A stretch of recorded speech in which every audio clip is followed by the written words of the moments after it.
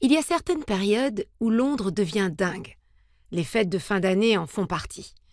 À quelques semaines de Noël, c'est déjà l'effervescence. Trop de monde, trop de bruit, trop pour moi.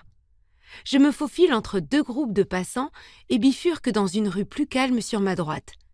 Voilà. Là, j'apprécie davantage la magie qui s'est installée dans les vitrines des commerces. Il y a de la couleur, ça scintille de partout, et d'adorables personnages y sont mis en scène. Naturellement, je ralentis le pas et laisse mon regard traîner sur les décorations. Certaines seraient très jolies dans mon appartement, mais je refuse catégoriquement que Noël envahisse mon logement alors qu'on vient tout juste de passer en décembre. J'ai mes limites.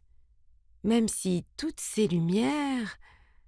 Je lève la tête pour contempler le ciel de guirlandes installé entre les bâtiments et sens la petite fille en moi s'émerveiller. Celle qui n'a jamais eu de vrai Noël. Celle que je chouchoute chaque année. Peut-être que je pourrais lui offrir ça, cette fois. Je sens un sourire envahir mon visage à l'idée de faire scintiller le plafond de mon appartement.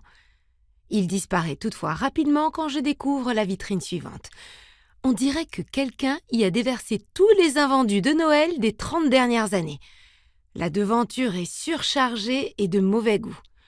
Je fronce les sourcils, détourne le regard et me retrouve nez à nez avec un farfadet sous amphétamine.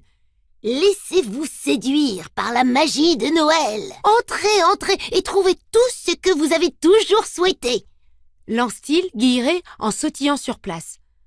En revanche, son expression ressemble plus à celle du clown de ça qu'à celle d'un joyeux lutin. Bien décidé à ne pas m'attarder, je secoue la tête en lui offrant un petit sourire désolé, mais il insiste. Il n'est jamais trop tôt pour commencer à décorer votre appartement.